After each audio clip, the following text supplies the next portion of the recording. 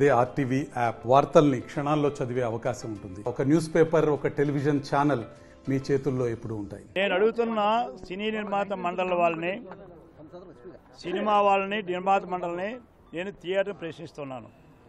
Benefit show అంటే ఎవరి benefit కోసం మీరు షో వేస్తున్నారు?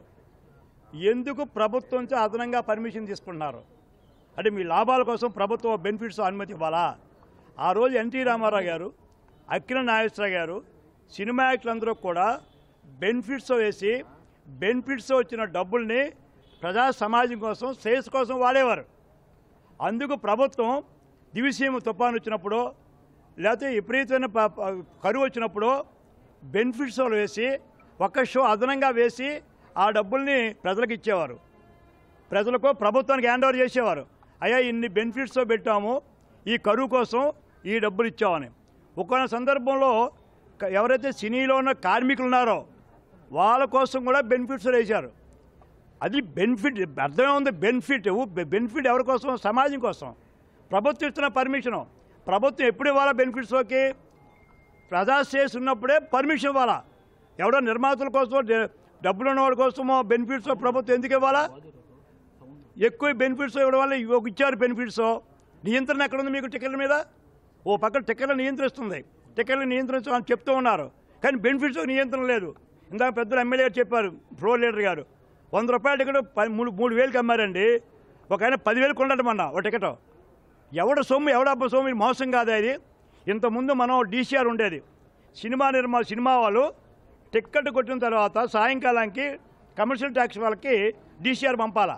ఓ పేజీ చింపి, అయ్యా ఇంత డబ్బులు వచ్చింది, ఇంత లాభం వచ్చింది, మీ ట్యాక్స్ ఇంతనే, ఎంటర్టైన్మెంట్ ట్యాక్స్ చూసుకోవాలా. ఇప్పుడు ఎంటర్టైన్మెంట్ ట్యాక్స్కి వెళ్తుందో తెలీదు. బ్లాక్ టికెట్లు అమ్మితే పోలీసులు అడ్డుకునేవారు. ఇప్పుడు బ్లాక్ టికెట్ ఎవరు అమ్ముతున్నారు? సినిమా నిర్మాతలు అమ్ముతున్నారు. ఇది అన్యాయం కాదా? మోసం కాదా?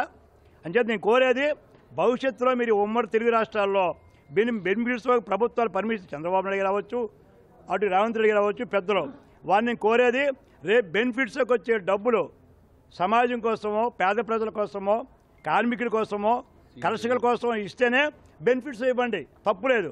కానీ వాళ్ళ లాభాల కోసం కోట్లండి.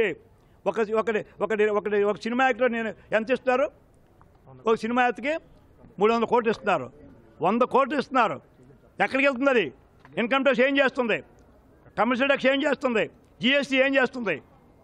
అంటే ప్రజలను మోసగించి, ప్రజల అమాయకులని, ప్రజల్ని సినిమాలు అవసరం. నేను సినిమా యాక్టర్ పార్టీలో వచ్చిన వ్యక్తి. నేను ఎన్టీ రామారావు పెట్టిన భిక్ష వల్ల వచ్చిన వ్యక్తిని ఇక్కడికి.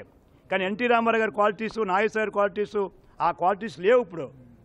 ఆ రోజు నిర్మాతకు ఎంత వచ్చేవో, సినిమాలు ఫెయిల్ అయిపోతే తిరిగి డబ్బులు ఇచ్చిన రోజులు ఉన్నాయి, ఇప్పుడు ఉన్నాయా? అందుచేత అయ్యా ఈ బెనిఫిట్స్ అనేది భవిష్యత్తులో పర్మిషన్ ఇస్తే, ప్రజా శ్రేయస్సు, సమాజ శ్రేయస్సు ఉంటేనే అది ఎవరు కానివ్వండి. మీరు బెనిఫిట్స్ ఇవ్వండి తప్ప నిర్మాతలకో, ఆ లాభాల కోసం కోట్లు సంపాదన కోసం ఇస్తే, ఇది ప్రజలు, చిన్నవాడు ఇన్కమ్ ట్యాక్స్ కట్టకపోతే ఎంప్లాయీని మీరు నోటీస్ ఇస్తున్నారే, మీ ఇన్కమ్ అడుగుతున్నారే. ఎంప్లాయీ, చిన్న ఎంప్లాయీని ఇన్కమ్ అడిగి మీ ఇల్లు ఎక్కడ కొన్నావు, నువ్వు కారు ఎక్కడ అడుగుతున్నారు కదా. ఇన్ని వేల కోట్లు, 1,000-2,000 కోట్లు కలెక్షన్ వస్తే ప్రభుత్వం ఎక్కడ అడిగింది ఇప్పుడు లెక్కలో? అంటే లెక్కలో 2,000 కోట్లు వచ్చినప్పుడు లెక్కలు ఎక్కడ ఉన్నాయి? నిజమా అబద్ధమా? ఇవన్నీ తేల్చాలా. అంచేత బెనిఫిట్స్ ఆపాలని నా డిమాండ్ అమ్మా. మరిన్ని వీడియోస్ కోసం ఛానల్ ని సబ్స్క్రైబ్ చేయండి, లేటెస్ట్ అప్డేట్స్ కోసం వాట్సాప్ ఛానల్ ని ఫాలో చేయండి, అండ్ లింక్ డిస్క్రిప్షన్ లో ఉంది.